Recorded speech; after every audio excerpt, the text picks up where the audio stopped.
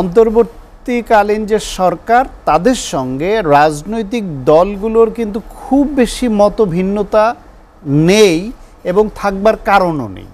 কারণ হচ্ছে 16 বছর ধরে এই রাজনৈতিক দলগুলো ফ্যাসিবাদের বিরুদ্ধে আন্দোলন সংগ্রাম করেছে, জীবন দিয়েছে। নির্বাচন কমিশন পুনর্গঠন হলো, প্রধান নির্বাচন কমিশনার সহ আরও 4 জন কমিশনার নিয়োগ হয়েছে। আজ তারা শপথ নিয়েছেন, অফিসও করেছেন।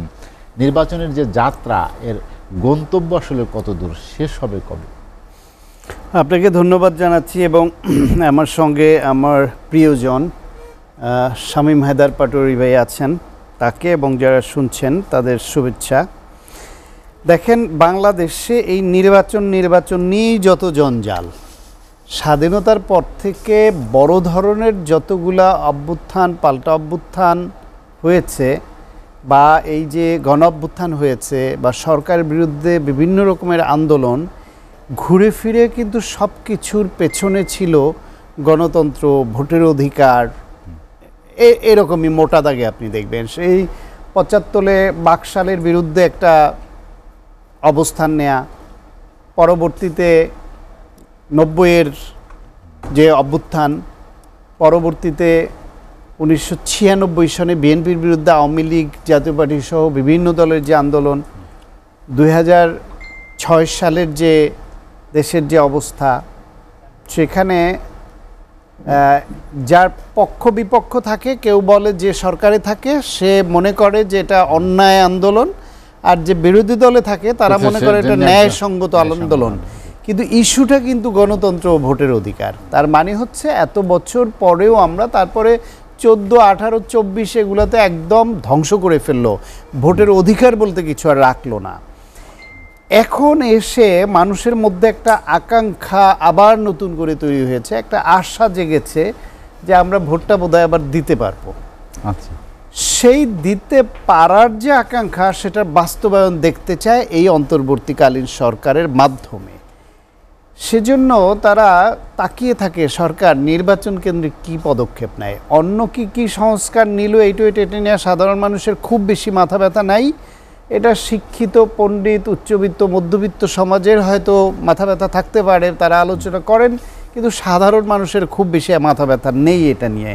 তাদের একটাই ইস্যু যে ভোটটা আমি দিতে পারবো কিনা এবং কবে দিতে পারবো, এটা হলো সাধারণ মানুষের একটা চাওয়া একদিকে। আর একটা হচ্ছে গিয়ে দ্রব্যমূল্য এবং আইন শৃঙ্খলা। সাধারণ মানুষের কিন্তু এই বেসিক কয়েকটা জিনিস তারা বেশি ভাবে। সেই বিবেচনায় এই যে নির্বাচন কমিশনটা গঠন করলো, এইটা এক ধাপ এগোলো এই সেন্সে যে নতুন একটা নির্বাচন করতে হলে ভোটার তালিকা করতে হবে, ভোটার তালিকা নির্বাচন কমিশন ছাড়া হবে না। সুতরাং নির্বাচন কমিশন হয়েছে মানে একটা ধাপ এগিয়ে গেল এবং তারা এখন ভোটার তালিকা করার দিকে অগ্রসর হতে পারবে। আর একটা হচ্ছে একটি সুষ্ঠু নির্বাচন করবার জন্য গণ অভ্যুত্থান পরবর্তী বাংলাদেশে গণতন্ত্র, মানবাধিকার এবং গণ অভ্যুত্থানের পক্ষের শক্তির যে জন আকাঙ্ক্ষা, সেই আকাঙ্ক্ষা ধারণ করে তা বাস্তবায়ন করবার জন্য একটি সুষ্ঠু নির্বাচন করতে হলে তাদের কি কি লজিস্টিক লাগবে, বিদ্যমান আইনের মধ্যে কোথায় কোথায় পরিবর্তন লাগবে, কি করলে নির্বাচন কমিশন সরকারের প্রত্যক্ষ প্রভাব মুক্ত হয়ে একটা স্বাধীনভাবে একটা নির্বাচন অনুষ্ঠিত করতে পারবে এবং জনগণ নির্বিঘ্নে ভোট দিতে পারবে। পুলিশ প্রশাসন, বিচার বিভাগ বিভিন্ন জায়গায় নির্বাচন কমিশনের সেরকম শক্ত একটা অবস্থান থাকবে যাতে তারা সরকারের ইশারায় না চলে, নির্বাচন কমিশনের নিয়মের মধ্যে চলতে বাধ্য হয়। এই কোথায় কোথায় সংস্কার লাগবে সেগুলো তারা এখন পয়েন্ট আউট করতে পারবে। তারা যার অন্যান্য কমিশন, যে কমিশন গঠিত হয়েছে এই বিষয়ে সংস্কারের জন্য, তাদের সঙ্গে আলোচনা করতে পারবে। ফলে ডেফিনেটলি নির্বাচনী যে যাত্রাটা সেটা শুরু হয়েছে, এইটা একটা আশার আলো। যদিও ইতিমধ্যেই কমিশনকে একটু জাতীয় নাগরিক কমিটি কিন্তু নাকচ করে দিয়েছে। তারা কিন্তু পিছনে যায় যে রাজনৈতিক দলগুলোর ক্রমাগত দাবি আসছে যে নির্বাচনটা কবে, রোডম্যাপ চাই, এরকম। আপনি জানেন যে এই সরকারের 118 দিন আজ, এই সময়ের মধ্যে নির্বাচনটা কবে হবে বা কি হবে সেরকম একটা ধারণা, যদিও উপদেষ্টারা বিক্ষিপ্তভাবে বিভিন্ন সময় বলছেন যে এই তারিখে হবেন, কিন্তু আজ প্রধানমন্ত্রী, মাননীয় প্রধান উপদেষ্টার প্রেস উইং থেকে জানানো হয়েছে যে উনি এটা ঠিক করবেন, বাট সেটা কবে সেটা নিয়ে কিন্তু ধোঁয়াশা কাটছে না। আসলে এইটা ধোঁয়াশা কাটছে না বলে ভুল বুঝাবুঝি তৈরি হচ্ছে। অন্তর্বর্তীকালীন যে সরকার, তাদের সঙ্গে রাজনৈতিক দলগুলোর কিন্তু খুব বেশি মতভিন্নতা নেই এবং থাকবার কারণও নেই। কারণ হচ্ছে 16 বছর ধরে এই রাজনৈতিক দলগুলো ফ্যাসিবাদের বিরুদ্ধে আন্দোলন সংগ্রাম করেছে, জীবন দিয়েছে, রক্ত দিয়েছে। সর্বশেষ গণ অভ্যুত্থানের মাধ্যমে ছাত্র জনতা সহ এই রাজনৈতিক শক্তি সবাই কিন্তু সম্পৃক্ত থেকে আবারও জীবন দিল, রক্ত দিল, এবং এদের সবার আকাঙ্ক্ষা এবং সমর্থনের ফল হচ্ছে এই সরকার। এই সরকার ব্যর্থ হলে বাংলাদেশ ব্যর্থ হবে, গণতন্ত্র ব্যর্থ হবে। এই সরকারকে ব্যর্থ হতে দেওয়া যাবে না, এটা কিন্তু বিএনপির অ্যাক্টিং চেয়ারম্যান তারেক রহমান থেকে শুরু করে বিএনপি, জামায়াত ইসলাম সহ গণ অভ্যুত্থানের পক্ষে সকল রাজনৈতিক শক্তি বলছে। তার মানে সবাই চায় এই সরকার সফল হোক। সরকারও বলছে আমরা গণ অভ্যুত্থানের স্পিরিট ধারণ করে কাজ করব এবং সংস্কার করব, একটি সুষ্ঠু নির্বাচন দিব। সেই ক্ষেত্রে যে দ্বন্দ্ব উভয়ের মধ্যে, মানসিক যে একটা দূরত্ব, সেটা তৈরি হচ্ছে কিন্তু এই নির্বাচনকে কেন্দ্র করে। কারণ কারো একটু ফিসফিসানি আসছে, কেউ কেউ বলছেন এরা কি অনেক বছর থাকবে নাকি। প্রধান উপদেষ্টা একটা বিদেশি সংবাদ মাধ্যমের সঙ্গে ইন্টারভিউতে একটু কথা বলছেন, সেই কথাটাও একটু কেমন যেন একটু ভিন্ন গন্ধ এখান থেকে আসলো, যে 4 বছর শব্দটা তিনি কেন উল্লেখ করতে গেলেন, না করলেও তো পারতেন। আবার এটাও বললেন যে রাজনৈতিক দলগুলো যদি চায় যে সংস্কার দরকার নেই, এখনই নির্বাচন, তাহলে আমরা সেটা চিন্তা করব বা দিয়ে দিব।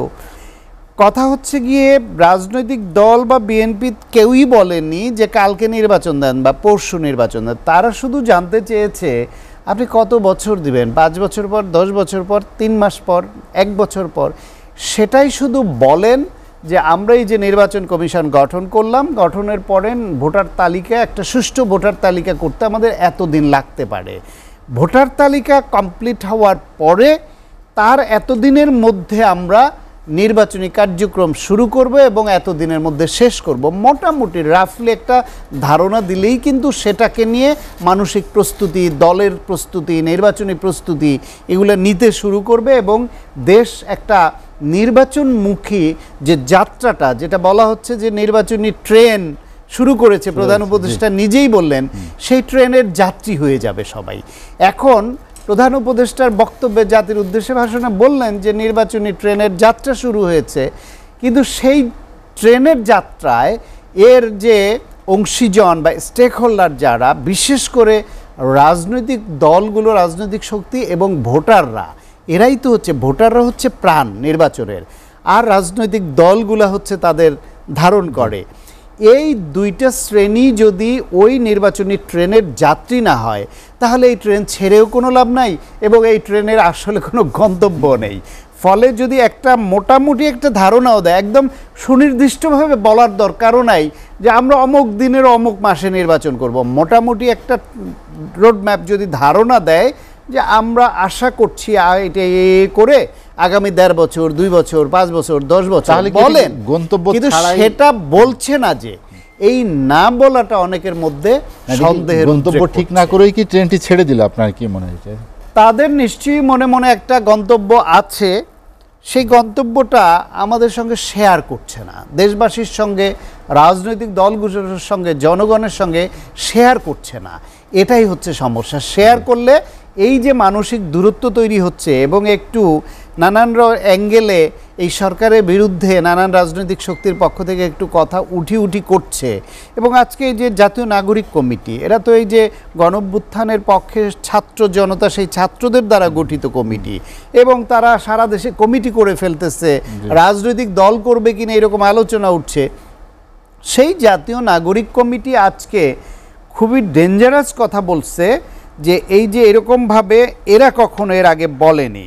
বলছে যে এই সরকার গণ অভ্যুত্থান পরবর্তী জনগণের অভিপ্রায়কে পুরোপুরি ধারণ করতে পারছে না। যে ছাত্ররা আন্দোলন করে, রক্ত দিয়ে, জীবন দিয়ে, আহত হয়ে কত মায়ের বুক খালি হলো, এদের এই চেয়ারে বসলো, তারা ক্ষমতায় আরোহণ করলো, দেশ পরিচালনা সবার সমর্থন নিয়ে, সেই ছাত্রদের পক্ষ থেকে উপদেষ্টা নিয়োগ নিয়ে রাস্তায় নেমে আন্দোলন করতে হচ্ছে। সেই ছাত্রদের চিকিৎসা পাওয়ার জন্য হাসপাতাল থেকে বেরিয়ে রাস্তায় গিয়ে আন্দোলন করতে হচ্ছে এবং গভীর রাতে 4 উপদেষ্টার যেতে হচ্ছে।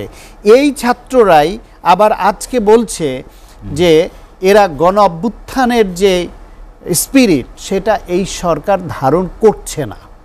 সন্দেহ পোষণ করে নাই, সরাসরি বলে দিচ্ছে যে ধারণ করছে না। তাহলে বুঝতে হবে যে এই সরকারের মধ্যে এমন কিছু শক্তি আছে যারা এই সরকারকে বিপদগামী করছে। সেই বিপদগামী করার মাধ্যমে এই ছাত্র জননায়কতা এবং রাজনৈতিক দলগুলোর মধ্যে একটা সন্দেহ এবং দূরত্ব তৈরি করছে, যেটা কারোর জন্য ভালো হচ্ছে।